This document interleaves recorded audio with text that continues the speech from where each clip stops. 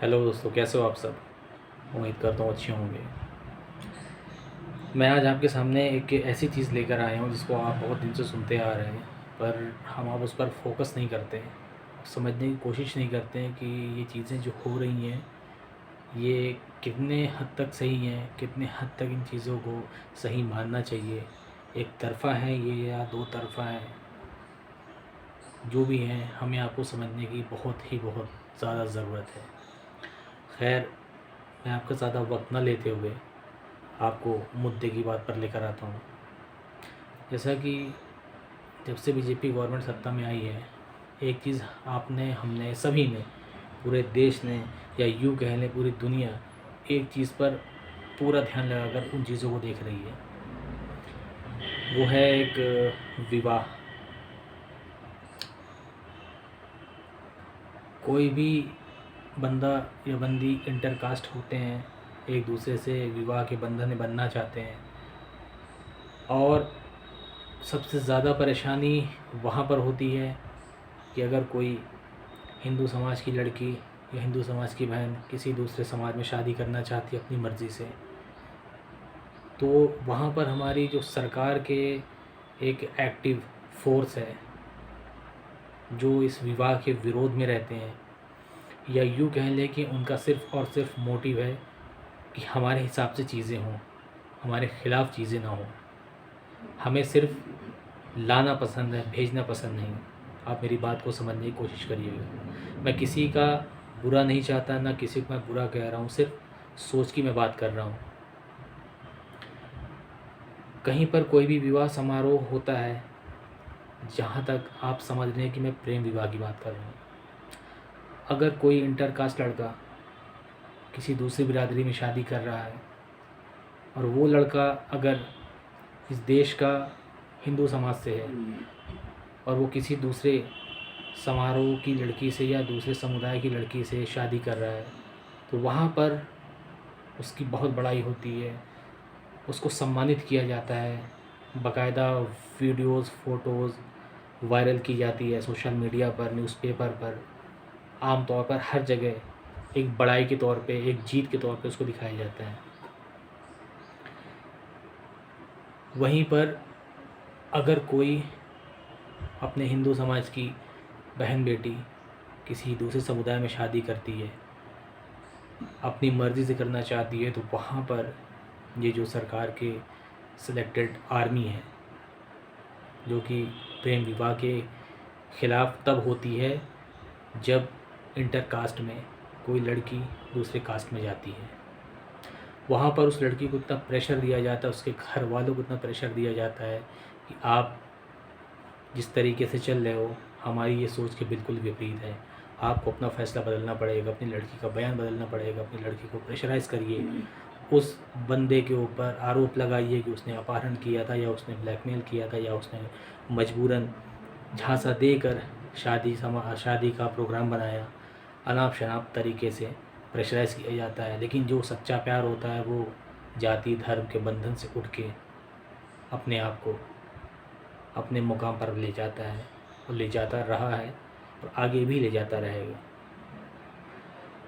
वहीं पर आपने ये देखा होगा कि कोई बौद्ध धर्म का, मुस्लिम धर्म का, या ईसाई धर्म का, आजकल आपने हर जगह देख रखा होगा कि अगर कोई किसी को सही बातें बता रहा है, अगर कोई जागरूक होना चाह रहा है, अपने स्वेच्छा से अपने धर्म को बदलना चाह रहा है, तो वहाँ पर बीजेपी की जो टीम है वो सख्ती से पहुँचती है, और जो पुलिस प्रशासन एक्शन नहीं ले पाता, वो इनकी जो सिलेक्टेड फोर्स है वो वहाँ पर ताबड़तोड़ एक्शन लेती है, उनको इतना टॉर्चर करती है, प्रेशराइज़ कराती है कि जो भी अपनी स्वेच्छा से धर्म बदलना चाहते हैं, वहाँ पर ये दिखाया जाता है कि ईसाई धर्म का, या हिंदू मुस्लिम धर्म का, या जैन धर्म का, या बौद्ध धर्म का जो अनुयायी है वो इनको बरगला रहा है, इनको मोड़ रहा है। ऐसा नहीं है। जब हम आप अपनी स्वेच्छा से किसी में सम्मिलित होना चाहेंगे तभी हम हो सकते हैं, ना कि कोई किसी के दबाव में अपने धर्म को या अपनी सोच को बदलता है। हिंदुस्तान में हर इंसान को अपनी स्वेच्छा से जीने का अधिकार है, अपनी स्वेच्छा से चीज़ों को चुनने का अधिकार है। जैसे मैं बात कर रहा हूँ सरकार चुनने का हो, या शादी विवाह समारोह हो, या अपनी पढ़ाई हो, अपनी एक अलग कम्युनिटी हो, या अपना फ्यूचर हो, उस पर किसी का कोई भी तरीके का बाउंडेशन नहीं होना चाहिए। और यहीं पर अगर कोई हिंदू धर्म का लड़का किसी मुस्लिम धर्म की लड़की से या किसी ईसाई धर्म की लड़की से शादी करता है, तो वहाँ पर यही जो बीजेपी की स्पेशल फोर्स है उनकी बाकायदा वाहवाही करती है, शादियों की फ़ोटोज़, और ये दिखाया जाता है कि घर वापसी किया जा रहा है। बाकायदा उनकी फ़ोटो में लोग तालियां बजाते हैं, दिखते हैं, समारोह में शामिल होते हैं, खुशियाँ दिखाते हैं, ये दिखाते हैं घर वापसी हो रही है। और वहीं अगर कुछ उल्टा होता है, कोई हिंदू धर्म की लड़की किसी दूसरे धर्म में शादी करती है, तो वहाँ उसको इतना टॉर्चर किया जाता है, इतना डराया जाता है कि वो अपनी मर्ज़ी से चलना भूल जाती हैं, डगमगा जाती हैं। उनको इतना टॉर्चर किया जाता है, उनके घर वालों को, उनके रिश्तेदारों को, आसपास के लोगों को। तो मैं ये कहता हूँ कि ये चीज़ें कहाँ तक सही है आपके नज़रिए से, मैं आपसे जानना चाहता हूँ। इस देश में सबको अधिकार है अपना लाइफ पार्टनर चुनने का, चाहे वो जिस भी जाति धर्म का हो, अपनी सोच के हिसाब से चलने का, अपना फ्यूचर चुनने का। सरकार यहाँ पर एक तरफ़ा फ़ैसला क्यों करती है, मेरा आपसे ही जानना है। अगर किसी दूसरे धर्म में कोई अपनी स्वेच्छा से जा रहा है तो उसमें आपको क्या दिक्कत है? आपके धर्म में अगर कोई आता है तो आप उसकी बखान करते हैं, उसका पाँव तक धोकर उसके चरण स्पर्श करते हैं, फ़ोटोज़ वीडियोज़ वायरल होती हैं, हर तरफ तालियां बजती है, वाहवाही लूटी जाती है, कहीं ना कहीं वो चीज़ें बहुत वायरल होती है। इसमें आप क्या दिखाना चाह रहे हैं? कोई भी धर्म किसी को जबरन नहीं अपने तरफ बुलाता, न उनसे ज़बरदस्ती कराता है। वो धर्म ही क्या जो ज़बरदस्ती किसी को दिया जाए। अपनी स्वेच्छा से जिसको जो मिलता है, या अपनी स्वेच्छा से जो भी इन चीज़ों को पाता है, उसकी बात ही कुछ और होती है। और जहाँ तक मैं जानता हूँ, आप सब बेहतर भी जानते होंगे कि कोई धर्म किसी को जबरन अपनी तरफ नहीं बुलाता। तो ये किस तरीके की सोच हमारे हिंदुस्तान में चल रही है, जहाँ देखिए धर्म वापसी, घर वापसी, अनाप शनाप बातें, हमारे पूर्वज ये थे ये थे। मैं कहता हूँ इतनी पुरानी बातें करने से क्या मतलब है, जब देश आगे की ओर ले जाने का टाइम है। सोच को आगे ले जाएं। दुनिया कहाँ से कहाँ पहुँच रही है, हमारे आपके अंदर अभी भी वही जाति धर्म के बंधन में बंधना, इनको टॉर्चर करना, उनको परेशान, उनके नाम से लेकर उनके कास्ट से लेकर, ये सब क्या है। आप अपने हिसाब से सोचें कि देश की इतनी बड़ी पार्टी, एक संवैधानिक पद पे बैठे हुए पीएम और यहाँ के सीएम, हर स्टेट के सीएम की जिम्मेदारी होनी चाहिए कि ये चीज़ें क्या चल रही हैं। घर वापसी, किसी को डराना, किसी को धमकाना, किसी के बुरके पर आप ऑब्जेक्शन करते हैं। आपने सपोर्ट कम किया है, विरोध ज़्यादा किए हैं। आप एक बार सपोर्ट करके तो देखें, आपको वो प्यार मिलेगा कि जिसकी आपने कल्पना नहीं करी होगी। पूरा देश आपको चाहेगा, खुले हाथों से आपका स्वागत करेगा।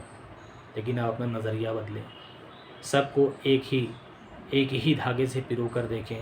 वो माला ऐसी बनेगी कि जिसको पहनने से आपका दिल और आपकी सोच बिल्कुल जो है बागबान हो जाएगी। दिल आपका फूले नहीं समाएगा।